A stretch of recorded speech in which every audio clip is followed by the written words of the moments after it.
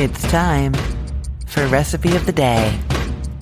I don't know what you think when you hear the words chicken meatloaf. When I first heard them, I did not think it was going to be my favorite thing. I was doing the recipe because I love meatloaf and because the turkey meatloaf recipe on my site is really good. But for some reason, the idea of a chicken meatloaf just wasn't resonating. But then I made it and tested it and finished this recipe off. And I can tell you, it is such a delicious dinner. The meatloaf is really flavorful and it's juicy. And because chicken has such a mild flavor, you really get the flavors of the seasonings and the glaze. I've used a barbecue sauce. Really good. I also love this recipe because it cooks really quickly. The recipe just calls for 1 pound of ground chicken, so it's a fairly small meatloaf that cuts into 8 small-ish slices, like 8 slices of meatloaf, which is great if your family is smaller eaters, lighter eaters. When my kids were younger, this kind of size for a meatloaf was perfect because there were 2 adults having like more adult-sized servings and then 2 kids who, maybe eat half a piece or 1 piece of meatloaf each.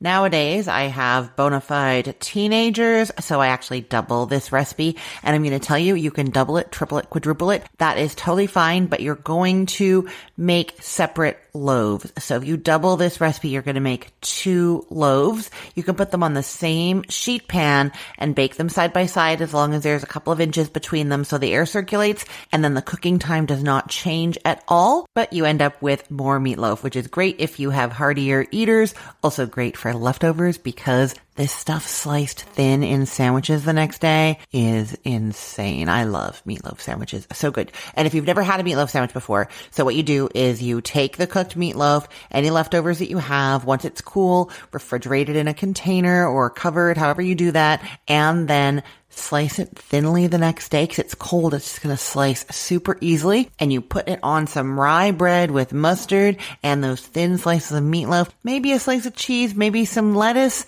And that is it. It is such a good treat. I love it. So yeah, since it's no real extra time to make more of these meatloaves, you might as well make 2 when you're making 1 or make 3 when you're making 1. You know what I mean. Okay, so I am using 1 pound of ground chicken here, not ground chicken breast. That's going to be too dry for sure. You can use ground turkey instead. But whenever I work with ground meat, and I know I tell you this all the time, I always mix together all the other ingredients first in a big bowl before I add the meat. And then I know that everything is thoroughly mixed, evenly combined. So then when I'm adding the meat in, I'm just making sure that that mixture is worked through it all. And I find that that just requires less mixing in general. And the less mixing that you can do when you're working with ground meat, the lighter, fluffier, juicier your finished product is going to be. And that is because the ground meat is made of those little strands, like almost like little tubes of meat. Well, cylinders, long strand cylinders of meat. You know what I'm talking about. And those are what kind of gives you that lightness, the space between those. If you go in and moosh that all together so that it's almost like a paste, you lose all the tenderness of your ground meat. So that's what we're trying to do, is to mix as little as possible. So you're going to get out a big bowl and you're going to preheat your oven to 350 degrees Fahrenheit. And you can also line a baking sheet with parchment paper or aluminum foil. That is just to make sure it doesn't stick and make cleanup easier. My preference is the parchment paper here because then I know for sure nothing is sticking, right? Then to that bowl, you go in with a large egg, a teaspoon of Worcestershire sauce. That really makes the flavor kind of meatier and the color of the loaf just that little bit darker so it's not quite so pale. I would not skip it. Even if you're not a huge fan of Worcestershire sauce, and I am not, I actually don't really like the taste of it.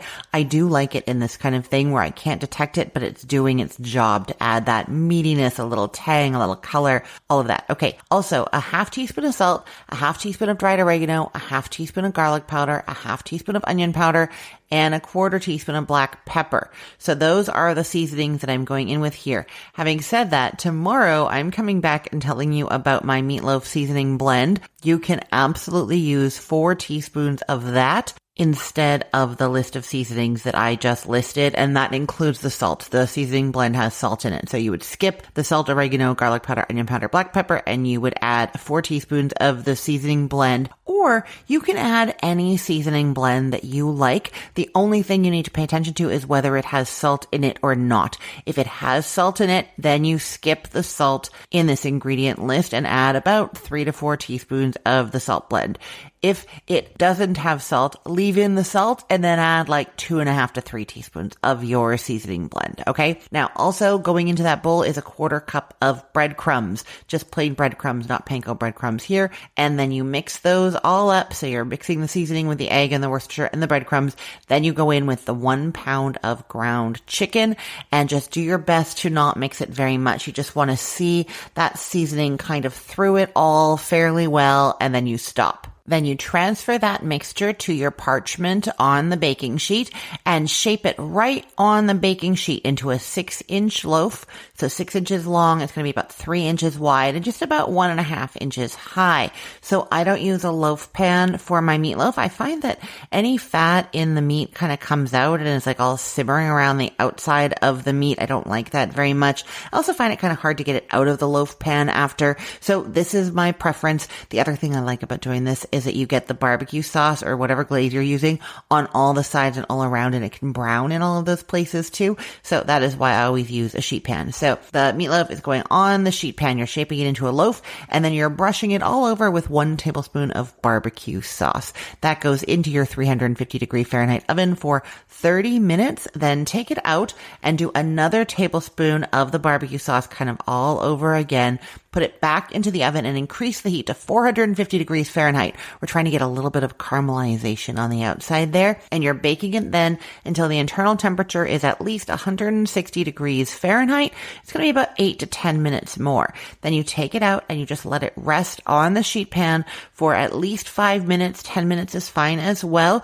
Double check that at that point the temperature has reached the minimum safe temperature for ground chicken, which is 165 degrees Fahrenheit. Then you go with a lifter underneath, or 2 lifters, 1 at each end, and transfer it to a cutting board and slice it into 8 slices and dig in. You're going to love it. I promise the words chicken meatloaf are going to be some of your favorite words going forward for sure. I will put the link to this recipe in the show notes for this podcast episode, or you can head to cookthestory.com/ROTD and get it there, or find it in our Facebook group, facebook.com/groups/recipeotd. And hey, just a quick note. I'm on a recording hiatus right now, so for the next little while, I'm replaying episodes from the archives, including this one. If you heard me mention a holiday, a season, or something going on in my life that seemed a bit off, that's why. Thanks so much for listening, and I hope you're enjoying these older episodes. I am Christine Pittman from cookthestory.com, thecookful.com, cookfor2.us, and from this podcast, Recipe of the Day. I hope you have a great day. Let's get cooking.